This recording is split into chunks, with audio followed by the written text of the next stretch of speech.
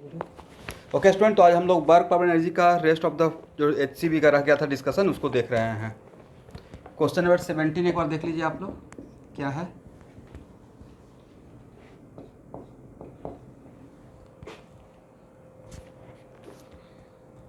A block of mass 2 kg is pushed down an inclined plane of inclination 37 degree with a force of 20 Newton acting parallel to the incline.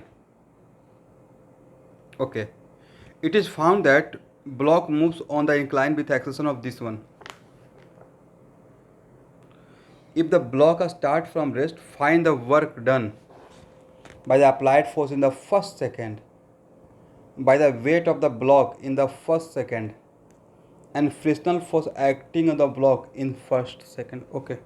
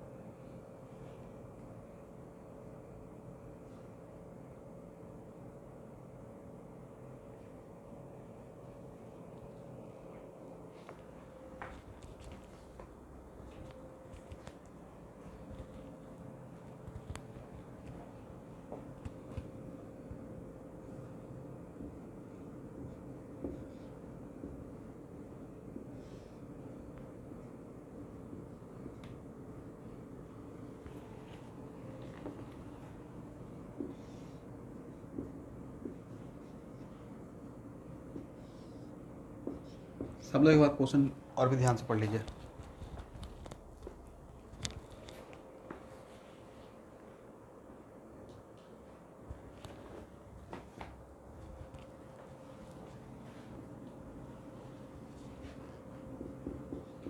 देखिए, ऐसे तो एक question बनाने के लिए आप लोग बना ही लीजिएगा, बट पहले ये इमेजिन करेंगे। यहाँ देखिए, फ्रिक्शनल फोर्स बोला गया है, लेकिन सरफेस का कोफिशिएंट ऑफ फ्रिक्शन तो नहीं दिया हुआ है। मतलब फॉर मोमेंट सपोज कर लेते हैं कि अगर फ्रिक्शन लेस रहता है, मैं अपना एक सोचा कि पता कैसे चलेगा कि फ्रिक्शन फोर्स है या नहीं है।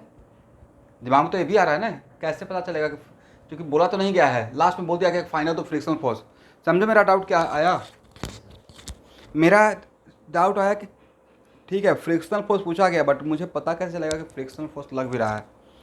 तो मैं, अगर ये फ्रिक्शनल फोर्स नहीं रहता, फ्रिक्शन लेस सरफेस रहता, तो एक्सेलरेशन डाउन इंक्लाइन रहता mg sin 37 प्लस 20 और डिवाइडेड बाई m द 2। देखिए मैंने डायरेक्ट लिख दिया, सही लिखा। In case of friction less surface acceleration should B this one, right. और अगर g का वैल्यू 10 ले लेते हैं, साइन 37 कितना होता है 3/5 अब प्लस 20 और डिवाइडेड बाई 2, मतलब ये हो जाता 32 ना, 32/2 मतलब 16 मीटर पर सेकेंड स्क्वायर। बट क्या एक्सेलरेशन 16 मीटर पर सेकेंड स्क्वायर है? नहीं है, करेक्ट। इसका मतलब damn sure down along the incline के अगेंस्ट में कोई फोर्स काम कर रहा है, जिससे net force down along the incline कम हो गया है। समझे मेरा डाउट आप लोग? एनीवन? मतलब मैंने क्रॉस चेक किया एक बार कि if there is no friction present, अगर फ्रिक्शन नहीं रहता तो acceleration according to given condition acceleration should be 16 metre पर सेकेंड स्क्वायर और है 10 मीटर पर सेकेंड स्क्वायर। मतलब एक फ्रिक्शनल फोर्स यहाँ पे लग रहा है, राइट। और यहाँ इस पर अगर रिलेटिव स्लाइडिंग हो रहा है तो ऑब्वियसली वो फ्रिक्शनल फोर्स एफ के रहेगा, करेक्ट।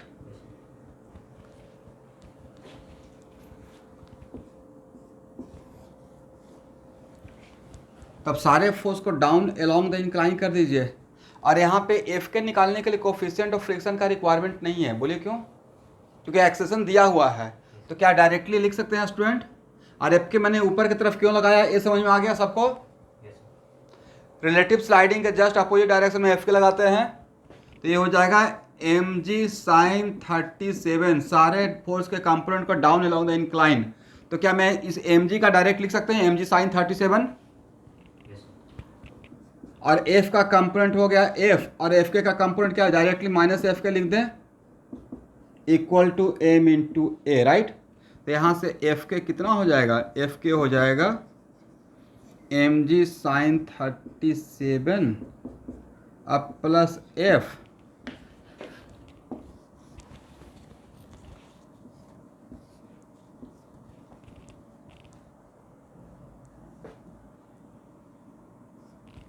ऐसे स्टूडेंट नहीं भी अगर ऐसे क्रॉस चेक करते तब भी काम चल जाता।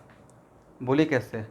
सर अगर इस पे स्लाइड कर रहा है तो लगना होगा तो फोर्स ऑफ काइनेटिक फ्रिक्शन ही लगेगा, राइट। अगर लगना भी होगा तो मान लेते हैं कि आपके दिमाग में नहीं भी गया तो लगना रहेगा तो एफ के ही लगेगा। और यहाँ से अगर एफ के 0 हो जाता है मतलब फ्रिक्शन नहीं है, राइट। ये भी काम कर सकते थे। ए में यहाँ से फ्रिक्शन फोर्स निकल जाएगा। किसी क्वेश्चन के पार्ट में फ्रिक्शन फोर्स भी निकालना था। The friction force acting on the block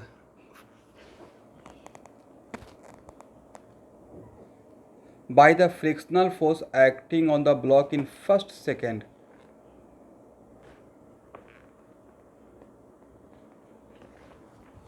तो एक्चुअली वर्क डन निकालना था, राइट। अब किसका किसका वर्क डन निकालना है, तो एफ के निकाल चुके हैं ऑलरेडी।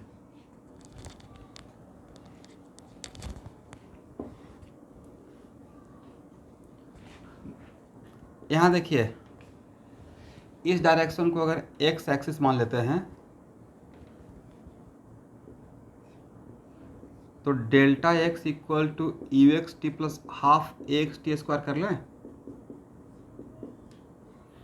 और यही तो मेरा डिस्प्लेसमेंट रहेगा अलॉन्ग एक्स एक्सिस। तो D equal to A 0 half 10 था ना, कितना हो जाएगा 5 मीटर। अब आपको मैं डिस्प्लेसमेंट बता दिया तो सबका वर्क डन निकाल लीजिएगा।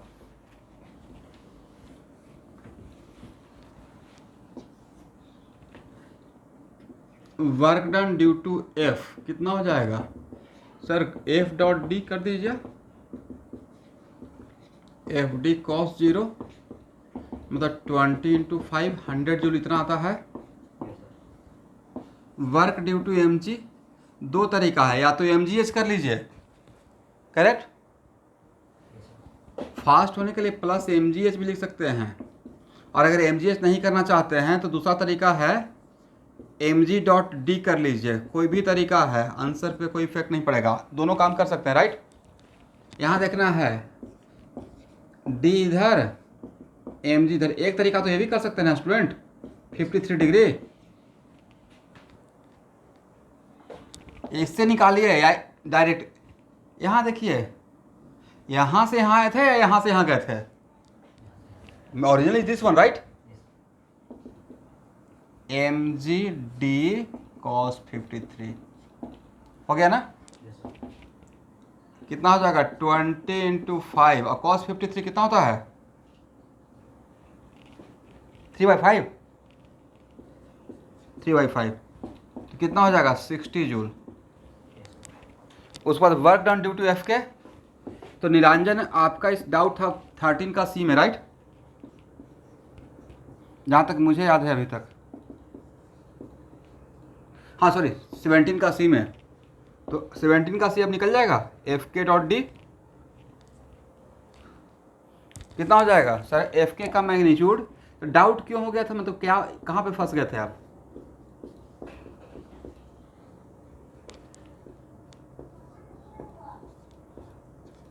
क्वेश्चन इस तरीके से सबको बनाना है, यहाँ देखना है सब, इधर देखो भाई, क्वेश्चन ऐसे बनाना है आपका डाउट अगर आप ही को नहीं पता है तो दूसरे को तो पता रहेगा नहीं, इसलिए ये रॉन्ग रिप्लाई है। क्वेश्चन ऐसे बनाना है कि मेरा क्वेश्चन है, मेरे दिमाग में हॉन्ट करता रहे कि मुझसे यहाँ पे कहाँ पे मैं फंस रहा हूँ, क्यों नहीं बन रहा है, क्या कमी रह गया, क्या मुझे चाहिए। आप प्रॉब्लम सॉल्व करो, नहीं बन रहा है, कुछ तो दिमाग में चलेगा ना कि क्यों नहीं बन रहा है। हो सकता है कि एफ के निकालने के लिए कोफिशिएंट ऑफ फ्रिक्शन आप खोज रहे होंगे, राइट। इसलिए क्वेश्चन जहाँ पे अटेम्प्ट लेते हैं every one, if you are preparing for JEE Main, तो क्वेश्चन अगर बनाते हैं फर्स्ट टाइम एचसी पे बना रहे हैं, क्यों नहीं बन रहा है, किस वजह से, क्या रिक्वायरमेंट वहाँ पे आपको कमी दिख रहा है, वो लिखना है। ऐसा नहीं कि नहीं बना तो छोड़ दिए सर के लिए। ये मैं सिर्फ आपको नहीं बोलो, सबको बोलो, पूरे बैच को। काम करने के लिए मत कीजिए भाई, तैयारी कर रहे हो, माइंड डेवलप होगा तभी क्रैक हो पाएगा, अच्छा रैंक आएगा। और ऐसे ही डेवलप होगा कि क्यों नहीं बना, वो चाहिए आपको। ऐसा नहीं कि सर पहले अटेम्प्ट लिया था बाबा जमाने में, नहीं पता चला, नॉट लाइक दैट। कितना हो जाएगा, इसका वैल्यू तो पता है ना। एफ के का वैल्यू कितना कितना निकाले थे हम लोग, एफ के का वैल्यू यहाँ से एफ के का 12 इंटू 5 माइनस 60 जो देखिए तो आंसर में है।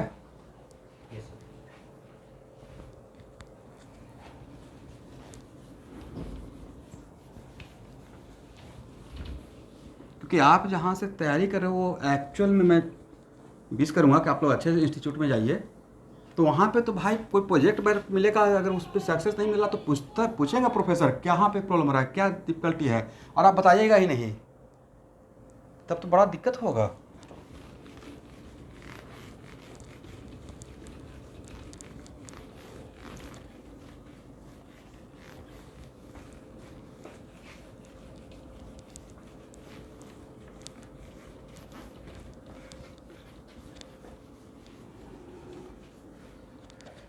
प्रॉब्लम ट्राई करने का मतलब है, देखिए बहुत सारा गुरु ज्ञान रहता है यूट्यूब पे, कोई भी एक बुक एसएससी भी अगर लेते हैं, क्वेश्चन बनाने के टाइम पे उस क्वेश्चन में इतना घुस जाओ कि मतलब एकदम 100% अपना दो उस क्वेश्चन में, तब नहीं बनता है, तब उसमें पता चलेगा कि हम मेरा यहाँ पे क्या कमी रह गया।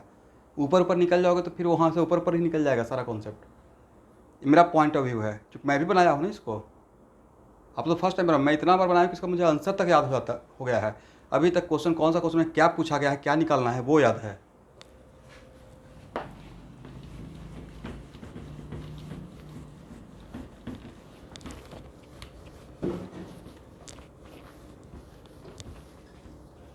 चलिए क्वेश्चन नंबर 18 सब लोग पढ़िए।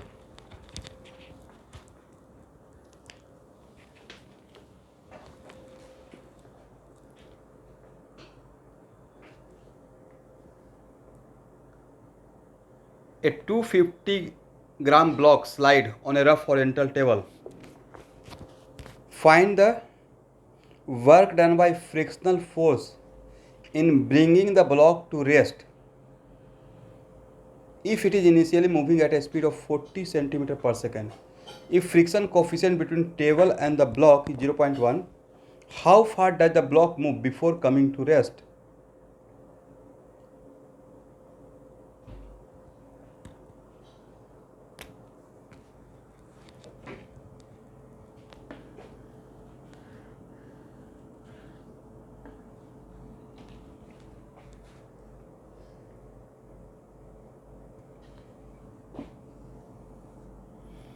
चलिए यहाँ देखना है, एक टेबल है मेरा इसी को टेबल मान लीजिए,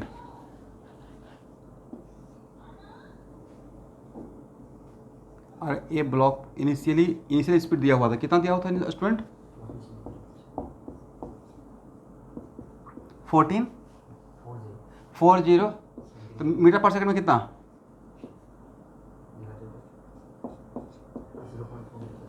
0.4 मीटर पर सेकंड।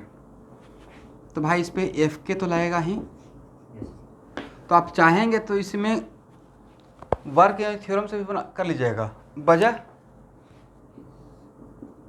बाकी यहाँ पे कोई वर्क करेगा, फोर्स के नाम पे तो 3 फोर्स लग रहा है, एम जी एन और एफ के, राइट, बट वर्क तो सिर्फ एफ के करेगा।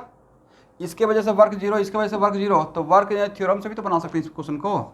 From work energy theorem, work done by all the forces equal to change in kinetic energy every one और work done by all the forces के लिए कौन रहेगा, एक फ्रिक्शन रहेगा, work done due to friction plus work done due to mg plus work done due to n equal to 0 minus half mu square, right. A value कितना, 0 ना, ए value कितना 0, right. इसकी वजह से कितना हो जाएगा तो वहाँ से निकाल लीजिए, इतना तो आंसर आना 0 माइनस हाफ, क्या m के बदले 1/4 के जी आएगा, और 0.4 इंटू 0.4, देखिए तो आंसर आता है क्या,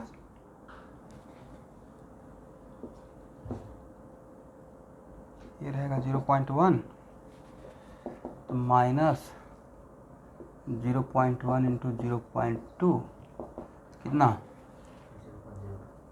0. माइनस 0.02 जूल, कितना आंसर है, हो गया ना everyone.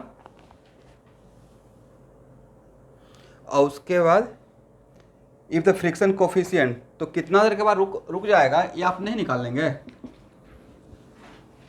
This is case of acceleration या रिटार्डेशन, रिटार्डेशन। तो भाई यहाँ पे एक्सेलरेशन अगर इस डायरेक्शन में अगर x निकालना चाहते हैं तो x के लिए क्या लिखिएगा, what the value of x, आप लोग मुझे पकड़िए मैंने सही लिखा या गलत लिखा, minus F K by M लिखा है या according to my coordinate system, मैंने अगर एक्स का एक्सिस इधर ले लिया तो एक्स का मतलब सारे फोर्स कंप्लीट के long X axis minus F K by M, और एफ के कितना रहेगा म्यू एन मतलब mu M G by M और एम कैंसिल मतलब minus mu G, right. 0.1 into 10 ना, मतलब माइनस 1 मीटर पर सेकेंड स्क्वायर, करेक्ट। तो V X square equal to U X square plus 2ax delta X, क्या यहाँ से डेल्टा एक्स निकल जाएगा, ए वैल्यू 0 है, सॉल्व करके डेल्टा एक्स निकाल लीजिएगा। चलिए क्वेश्चन नंबर 19,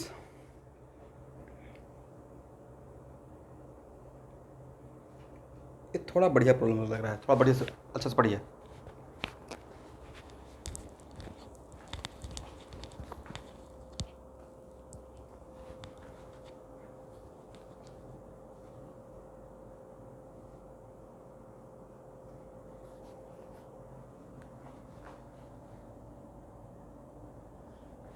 इसको हटाएं everyone.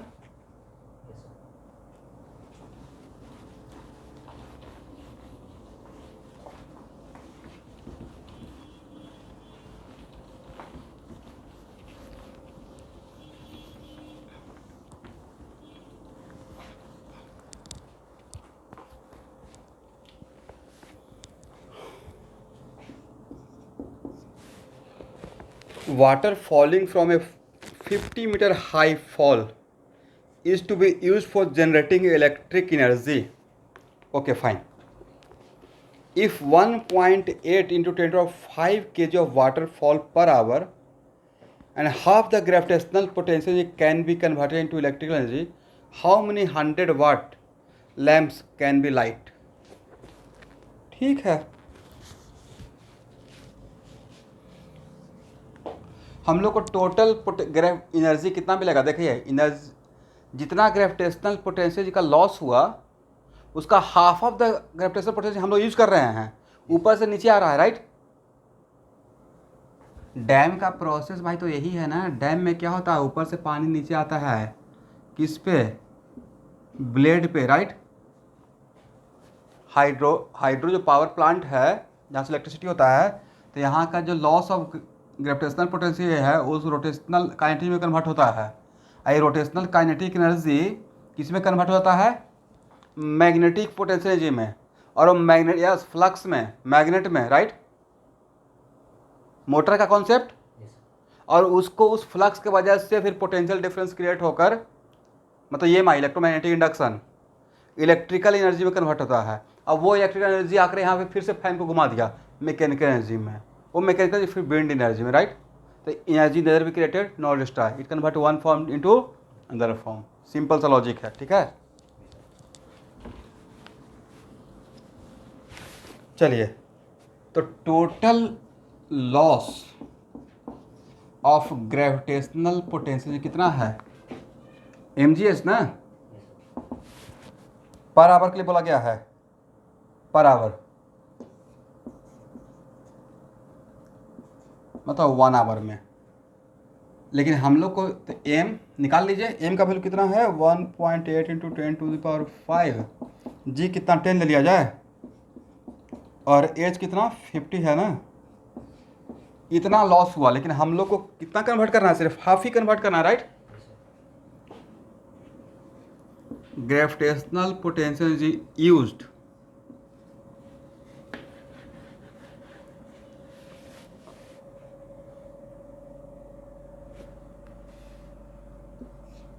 For lighting the lamp, इसका हाफ यूज करेंगे 1.8 into 10⁵ into 10 into 50/2।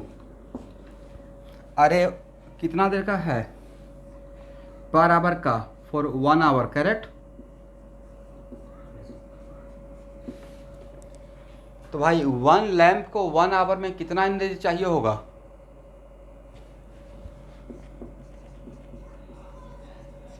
Energy consumed. यहाँ तक आप लोगों को समझ में आ गया स्टूडेंट, उसके बाद आगे बढ़ जाता हूँ। यहाँ तक समझ में आ गया है, energy consumed by lamp, 1 lamp in 1 hour, निकाल पाइएगा सर। वाट दिया हुआ है, उसका पावर दिया हुआ है, मतलब 100 जूल पर सेकेंड। तो 1 आवर में एक लैम्प कितना खाएगा एनर्जी, 100 इंटू कितना करते हैं 3600, 1 सेकेंड में 100 जूल, तो 1 आवर में 36 इंटू 10⁴ जूल, जी राइट। तो एक लैम्प के लिए 1 आवर के लिए इतना चाहिए, 1 लैम्प के लिए, और मेरे पास है इतना, तो नंबर ऑफ कितना लैम्प जलेगा वो निकाल पाएंगे यहाँ से। Number of lamp lighted equal to total energy per hour और divide by total energy per hour by 1 lamp, right. देखिए तो मैंने सही किया, total energy available, correct. Calculate करके देखिए तो आंसर आता है। आप लोग सोल्यूशन समझे स्टूडेंट।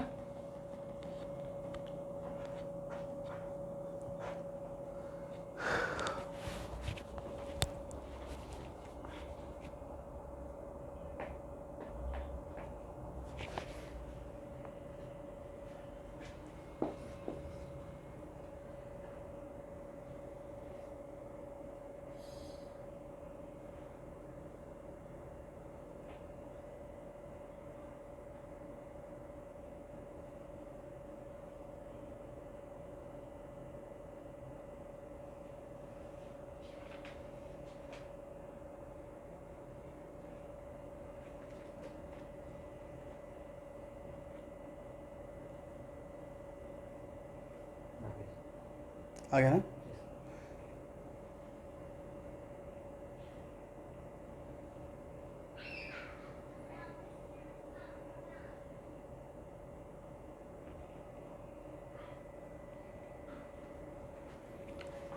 क्वेश्चन नंबर 20 तो बहुत आसान है।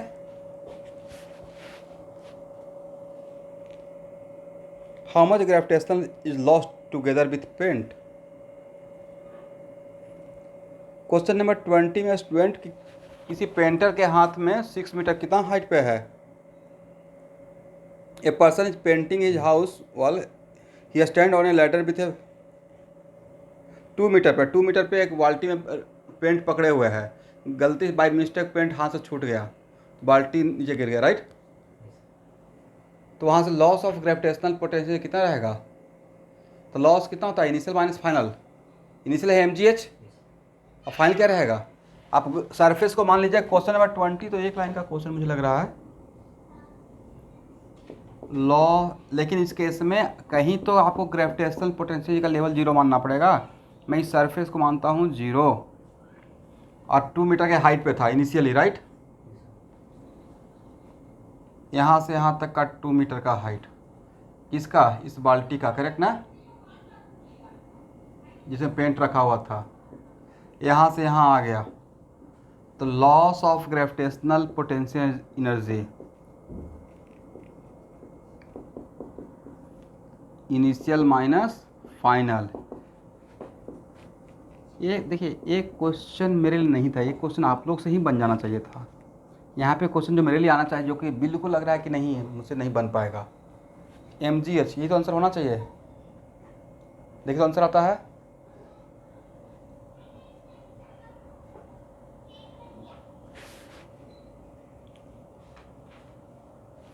तो इतना पढ़ाने का क्वेश्चन नंबर 20 बोर्ड पे आना चाहिए था। जितना मैं वर्क ऑफ एनर्जी पढ़ाया हूँ, तो फिर तो मुझे अफसोस आ रहा है कितना क्यों डेप्थ में पढ़ाया।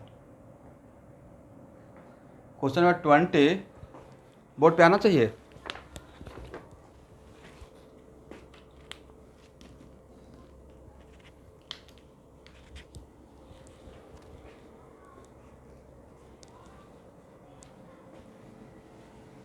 देखिए, मुझसे HCB का हेल्प लीजिए, no doubt, I am agree, but वैसा लिख कीजिए कि जहाँ पे आप बिल्कुल कैपेबल नहीं थे। इस टाइप का क्वेश्चन जो कि क्लास प्रॉब्लम का, क्लास में करवाया प्रॉब्लम के रिस्पेक्ट में बहुत ईजियर, मच ईजियर हो, जो आप ही से हो जाएगा, तो उसमें तो टाइम ही जाएगा ना मुझे पढ़ने में और आपको बताने में। और फिर इस टाइप का क्वेश्चन देखकर मुझे फिर मैं लो कॉन्फिडेंस में आते रहता हूँ कि ऐसा क्वेश्चन भी अगर नहीं बनेगा तो फिर JEE मेन का क्वेश्चन कैसे बनेगा या नीट का क्वेश्चन कैसे बनेगा।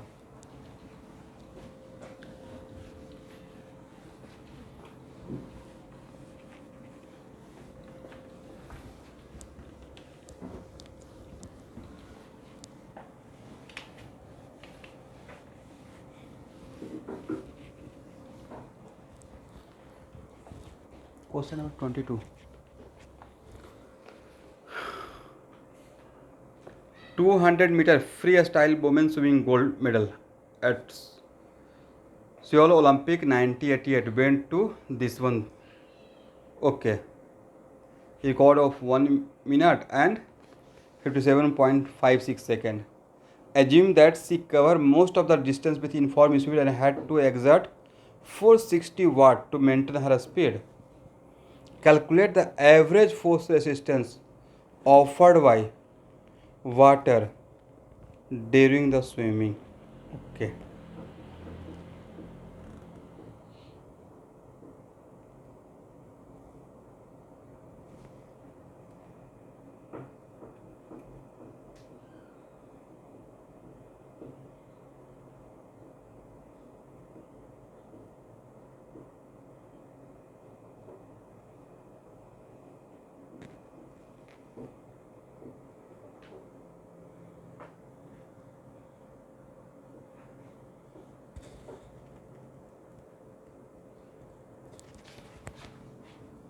यहाँ देखिए,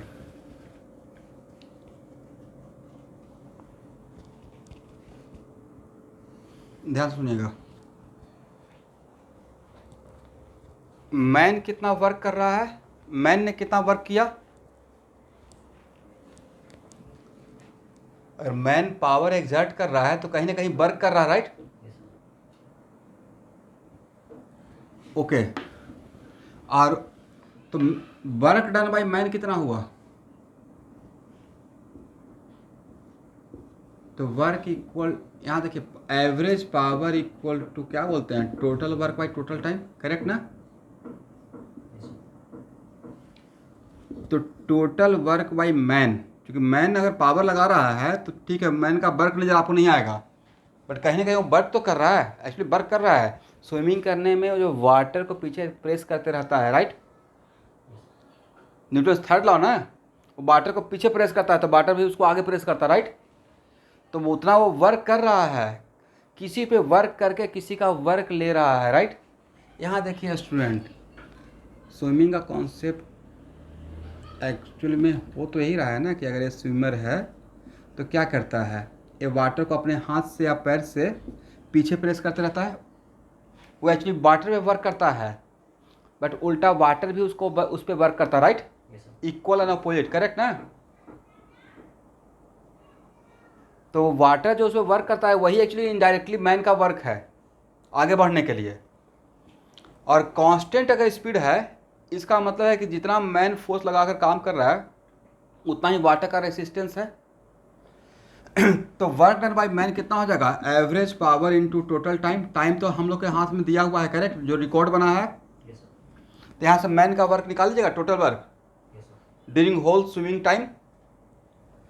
अब उसके बाद work energy theorem, WET, work done by all work, total work done equal to change in kinetic energy, लिख सकते हैं। Total work done equal to change in, भाई चेंज इन काइनेटिक एनर्जी है 0 क्योंकि स्पीड है यूनिफॉर्म, राइट। इसका मतलब work done by man plus work done by water resistance, right, दोनों इक्वल टू 0 हो गया है ड्यूरिंग होल टाइम। तो क्या यहाँ से निकल जाएगा, ये तो निकाल चुके हैं, तो क्या रहेगा, मैग्नीट्यूड में सेम रहेगा, साइन में जस्ट अपोजिट रहेगा। और वाटर का रेसिस्टेंस ऑब्वियसली निगेटिव वर्क कर रहा होगा। तो ये कैलकुलेट कर लीजिए, उतना ही आना चाहिए।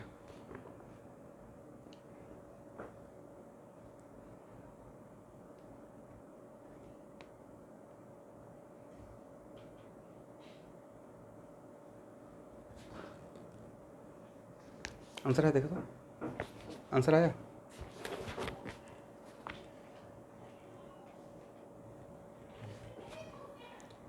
चलिए क्वेश्चन नंबर 23 में आपके लिए छोड़ रहा हूँ, सेम टाइप का प्रॉब्लम है, आप इसको ट्राई कीजिएगा, ठीक है स्टूडेंट,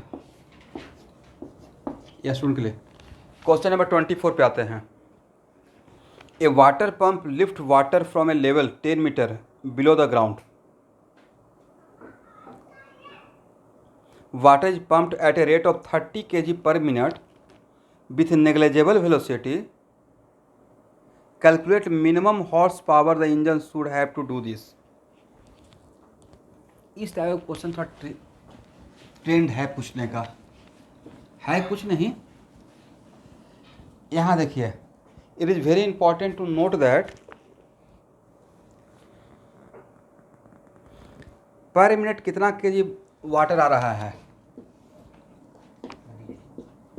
24 ना, या 30 kg, 30 kg। तो मान लेते हैं कि यहाँ देखिएगा, यहाँ से वाटर, यहाँ पे जहाँ से वाटर ऊपर खींच रहे हैं उसी को मैं ग्राउंड ग्रेविटेशनल पोटेंशियल का 0 लेवल मानता हूँ। और यहाँ से पंप से पानी को यहाँ भर रहे हैं, लेकिन यहाँ पे पानी बस ऊपर ला रहे हैं, और ऊपर आते आते पानी का स्पीड ऑलमोस्ट क्या है, 0। तो जहाँ पे पानी है वहाँ भी स्पीड 0, यहाँ भी स्पीड 0। तो change in kinetic energy, kinetic energy 0 ही है, यहाँ भी 0, यहाँ भी 0। तो यहाँ से पानी, यहाँ से पर मिनट ही कर लेते हैं, पर minute how much work done by pump set पर मिनट। हाउ, ये काम कौन कर रहा है, वाटर को ऊपर लेके जाने का। तो भाई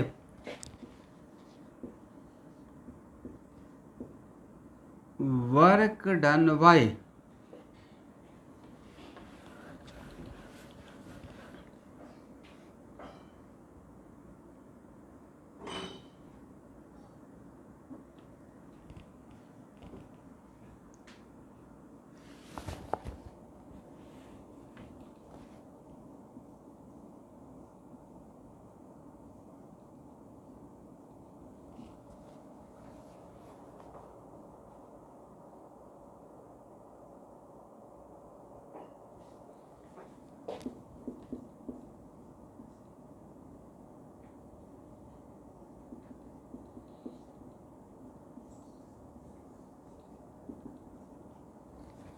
क्या इसको ऐसे लिख सकते हैं, वर्क थ्योरम से, work done by mg plus work done by external element from work energy theorem.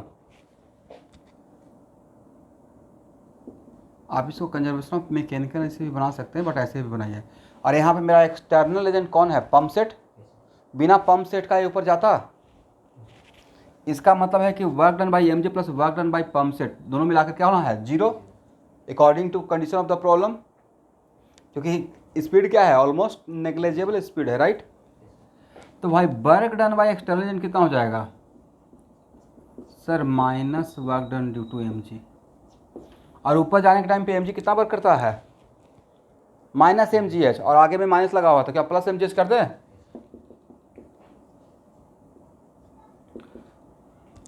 अब आप पर सेकेंड या पर मिनट ही निकाल लीजिए, तो total work done per minute, work done due to external, मेरा एक्सटर्नल एजेंट यहाँ पे पंप सेट है, पर मिनट, तो पर मिनट की जगह तो यहाँ पे मास भी पर मिनट लेना पड़ेगा, तो 30 इंटू 10 इंटू 10 कितना हो गया स्टूडेंट, 3000।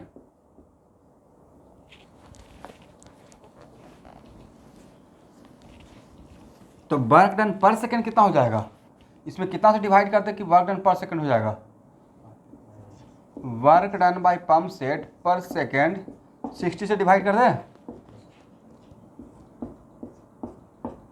कितना हो गया एवरीवन, 50 जूल। ओके, अब 50, यही तो पावर है।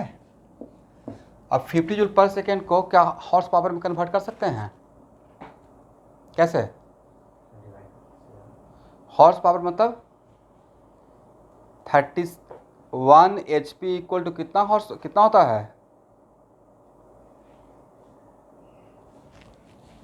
746 ना, तो 50 वाट है, इसको 746 से डिवाइड कीजिएगा तो HP बन जाएगा। 50 को 746 से डिवाइड करके देखिए तो आंसर आता है,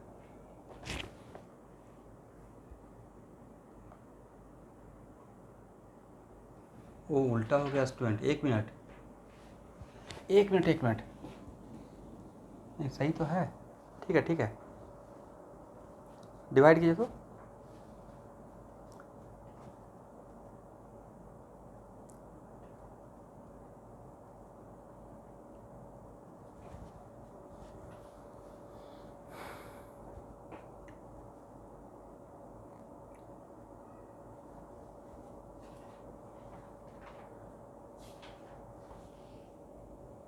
कितना आंसर है,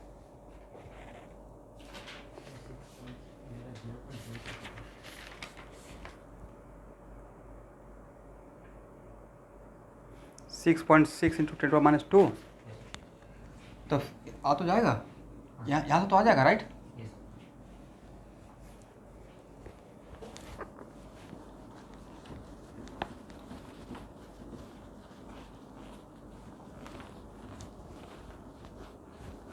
भाई एक कुछ ये ऐसा यहाँ देखना है, यहाँ देखिए, एक कुछ ऐसा बात है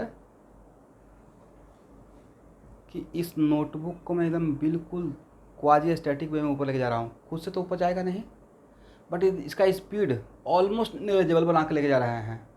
यहाँ पे था धीरे धीरे करके, तो एक्चुअली यहाँ पे अब इस नोटबुक को 2 फोर्स लग रहा है, एक मैं ऊपर की तरफ लगा रहा हूँ, एम जी नीचे की तरफ, तो इस नोटबुक को 2 वर्क हो रहा है, एक work done by M G और एक work done by me, right. और दोनों का वर्क डन मिलाकर कितना 0 according to work done theorem, क्योंकि स्पीड ऑलमोस्ट कांस्टेंट है, right.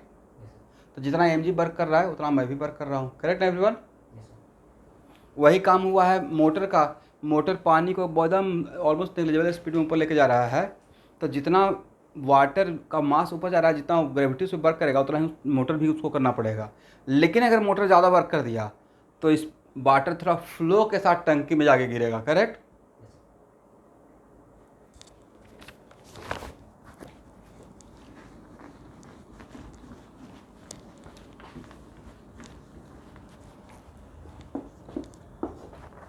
Question number 25,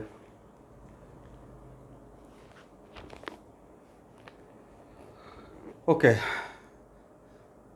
an unruly demonstrator lift a stone of mass 200 gram from the ground, okay, and throw it at his opponent. At the time of projection, the stone is 150 centimeter above the ground, okay, and has speed is 3 meter per second. Calculate the work done by demonstrator during the process. If it take 1 second for the demonstrator to lift the stone and throw, what horse power does he use. पूरा question कहानी समझ गए।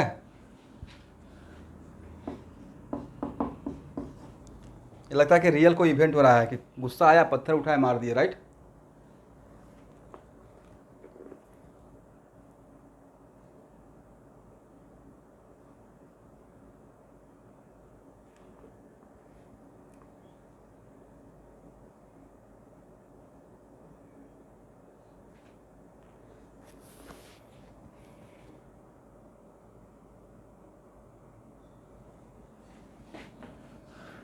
Okay,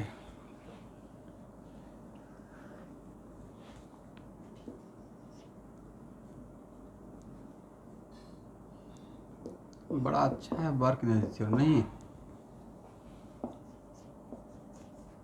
work done by all the forces. देखिए यहाँ पे equal to change in kinetic energy. जब पत्थर नीचे में रखा हुआ था तो स्पीड क्या था, तो final kinetic energy minus initial kinetic कर रखे। मैंने इस मार्कर को यहाँ से ऐसे उठाकर ऐसे उठाया, फिर ऐसे फेंका, कुछ तो मैं फोर्स लगा रहा होगा। तो होल प्रोसेस में इनिशियल काइनेटिक एनर्जी 0 था, फाइनल निकल जाएगा ना, दिया हुआ तो है। हाफ mv² कितना स्पीड से फेंका गया सामने वाले पे। ओके, और यहाँ पे वर्क कौन कौन कर रहा था, तो work done by all the forces equal to work done, पत्थर जहाँ पे रखा हो तो वहाँ से ऊपर तक आने में mg, work done due to mg। और कोई वर्क किया, बाकी तो वर्क वो अनरूली डिमोन्स्ट्रेटर किया, work done by man, correct. Man जो फोर्स लगा रहा था, इसके अलावा तो कोई थर्ड पर्सन है नहीं स्टोन के लिए, इक्वल टू हाफ mv²। तो work done due to man, समझ गया स्टूडेंट, क्या लिख सकते हैं, हाफ mv² और माइनस mgh, ये निकल गया। और इतना काम करने में मैन को कितना का ये वैल्यू निकाल लीजिएगा। और इतना काम करने में मैन को जो पावर लगेगा, टाइम लगा, वहाँ से एवरेज पावर निकल जाएगा, total work by total time. What is total work निकल गया ना यहाँ से, वर्क डन बाई मैन। तो work done by man by total time, और यहाँ से जो मिलेगा, क्योंकि टाइम दिया हुआ सेकंड में, राइट, तो यहाँ से मिलेगा वाट, उस वाट को 746 से डिवाइड करिएगा, मिल जाएगा हॉर्स पावर, राइट। आंसर आ जाना चाहिए।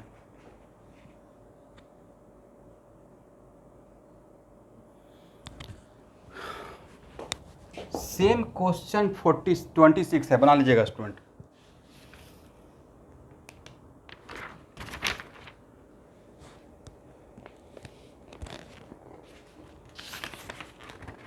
सेम क्वेश्चन 26 है, बन जाएगा। क्वेश्चन नंबर 27 यहाँ, हाँ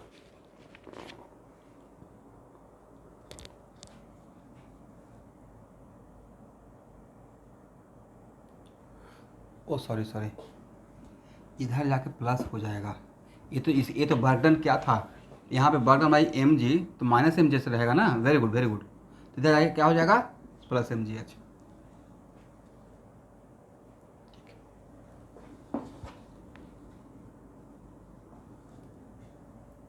किसने मुझे याद दिलाया कि यहाँ पे माइनस mg होगा, क्या नाम है आपका, हाँ रोनी, वेरी गुड रोनी हजर का। चलिए हो गया ना, यहाँ से बन जाएगा। क्वेश्चन नंबर 27 पढ़िए। A scooter company gives the following specification about its product. Weight of a scooter is 95 kg. Maximum speed 60 km/h. Maximum engine power 3.5 horsepower. Okay. Pickup time to get the maximum speed 5 seconds. Check the validity of these specification. अब ऐसा दिया हुआ रहेगा आपके notebook में तो जाके झगड़ा मत कीजिएगा, बहुत अच्छे रोड के लिए भी दिया रहता है। लेकिन इसका स्पेसिफिकेशन चेक करने के लिए क्या करेंगे हम लोग, अपना वर्क एनर्जी थ्योरम से निकालेंगे, राइट। उसका हॉर्स पावर निकाल लेते हैं। मेरा कैलकुलेशन जो दिया हुआ है उसके अकॉर्डिंग, उस पर जो लिखा हुआ है HP, उससे अगर मैच कर गया मतलब करेक्ट है। और पिकअप स्पीड का मतलब क्या है? Starting from zero speed to that speed, right?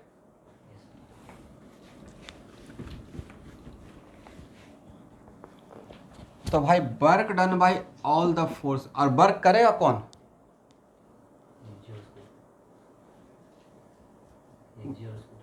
Work तो स्कूटर का मोटर कर रहा है, इंटरनल वर्क। ऐसे अगर देखेंगे तो वर्क उसका करता रहता है, बाहर से देखिएगा तो वर्क करता है एक्चुअली फ्रिक्शन, बट उस फ्रिक्शन को प्रोवाइड करने के लिए कोई तो फोर्स लगाते रहता है, तो वो करता है इंजन। तो work done, total work done equal to change in kinetic energy, change in kinetic energy starting final minus initial. और इनिशियल हम लोग क्या मानेंगे? Zero, starting from zero speed half M और 60 किलोमीटर पर आवर, मतलब कितना metre पर second?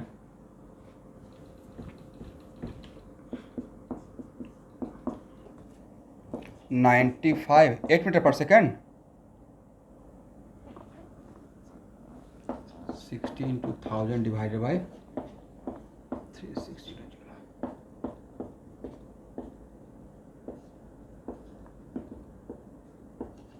100/6 ना, 60 किलोमीटर पर आवर का मतलब कितना हो गया? 100/6।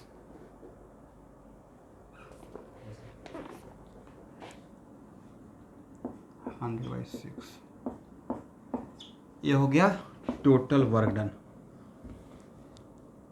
तो एवरेज पावर कितना है? हाफ इंटू 95 इंटू 100/6 का स्क्वायर और डिवाइड बाई कितना टाइम लिया है? 5 सेकेंड, राइट? ये हो गया मेरा वाट, करेक्ट ना?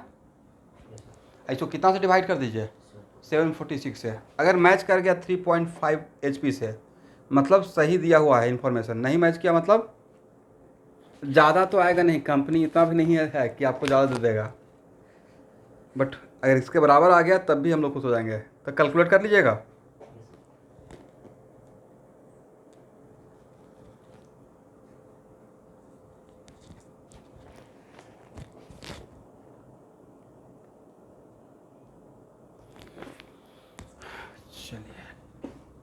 तो यहाँ तक का क्वेश्चन का एक अलग लेवल था, अब यहाँ से थोड़ा सा स्टार्ट हो रहा है, ठीक है? Question number 28।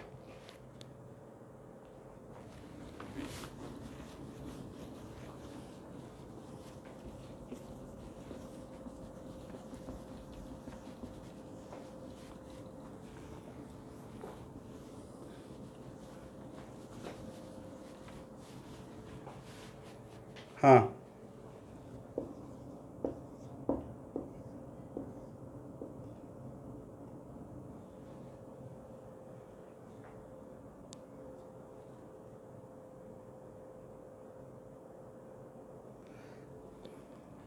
मत जाइए, बिल्कुल मत कीजिए।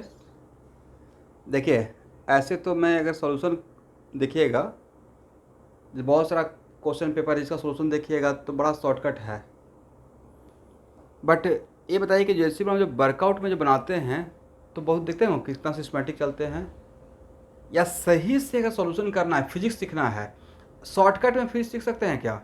एटलीस्ट बोलना तो पड़ेगा ना क्या कर रहे हैं as a teacher.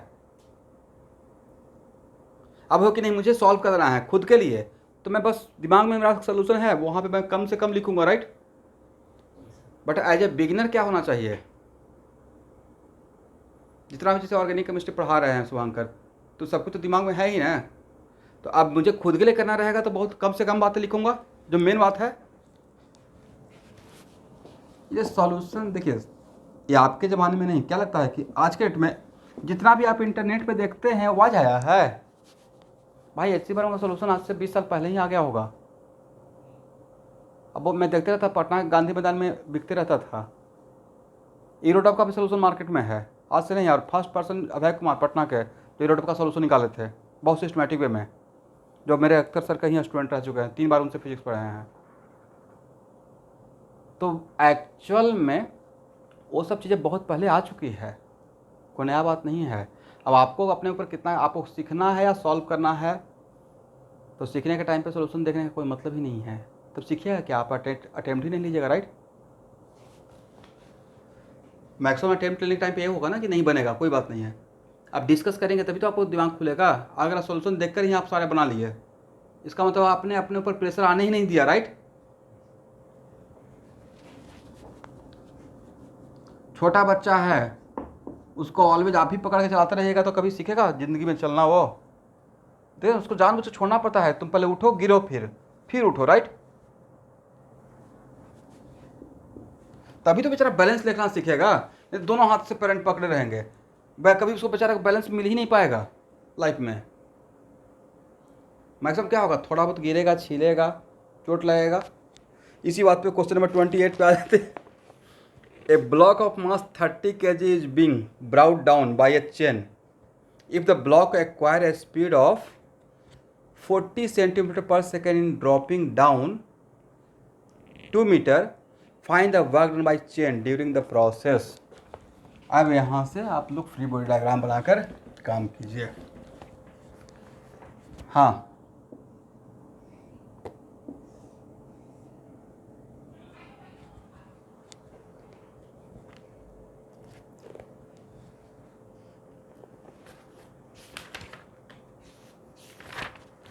Question number 26 में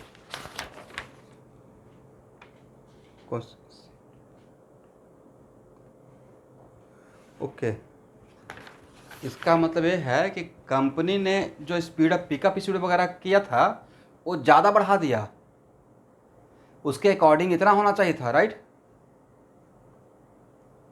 जो बता दिया कि नहीं होता ना कि एकदम बिल्कुल 1 लीटर में इतना किलोमीटर जाएगा, बाद में उसका इंजन तो भाई झूठ नहीं बोलेगा ना, इंजन का तो अपना है कैपेसिटी, तो उसके अकॉर्डिंग होना चाहिए था कितना, ज़्यादा हॉर्स पावर होना चाहिए था। इसका मतलब उसने बोला ज़्यादा और इंजन का पावर कर दिया कम, मतलब बातें ज़्यादा बोल दिया और पावर उसे कम दिया, right.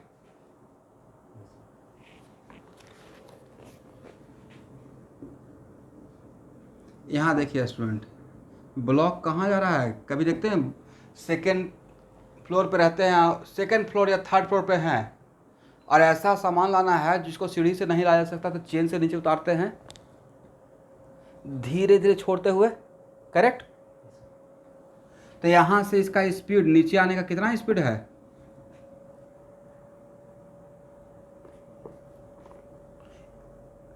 It acquire in dropping, यहाँ देखिएगा स्टार्टिंग फ्रॉम जीरो स्पीड ना, u इक्वल टू 0, और 2 मीटर नीचे आने के बाद 2 मीटर नीचे आने के बाद स्पीड कितना हो गया है 0.4 मीटर पर सेकेंड, राइट। तो यहाँ से यहाँ तक आ रहा है, तो भाई यहाँ पे वर्क, यहाँ पे कंजर्वेशन ऑफ मैकेनिकल काम नहीं करेगा, वजह इस पे sir apart from conservative force 2 type का फोर्स लग रहा है। चेन कौन सा फोर्स लग रहा है, टेंशन, और एक कौन सा फोर्स लग रहा है, mg, राइट। तो work done by all the forces equal to change in kinetic energy. इसके अलावा तो कुछ नहीं ना हो रहा है इस ब्लॉक पे, तो work done due to mg plus work done due to tension. Tension किसका फोर्स है, जो चेन, तो एक्चुअल में वो चेन का जो टेंशन है वो हम लोग प्रोवाइड कर रहे हैं, हम लोग पकड़ के रखे होंगे, बट उसमें नहीं है, बस चेन का पूछा गया है। तो work done due to mg plus work done due to tension equal to change in kinetic energy, तो हाफ mv² माइनस 0। तो work done due to tension equal to half mv² minus work done due to mg, और नीचे आने के time पे mg work क्या करता है, माइनस mgh या प्लस mgh, तो हाफ mv², यही तो आंसर होना चाहिए। हाफ m कितना है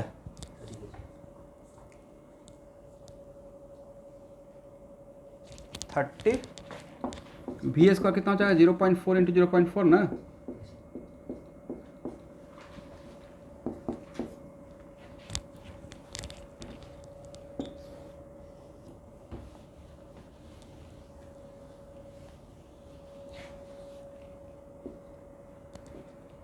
m का वैल्यू 30, 10, 2। देखिए तो आंसर आता है स्टूडेंट। ये तो पता है कि नेगेटिव वर्क करेगा क्योंकि टेंशन ऊपर और ये नीचे। एग्जैक्ट कैलकुलेट करके देखिए, आंसर आना चाहिए।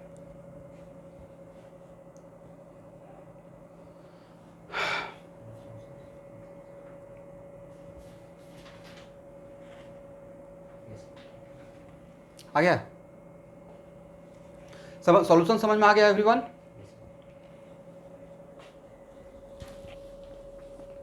ओके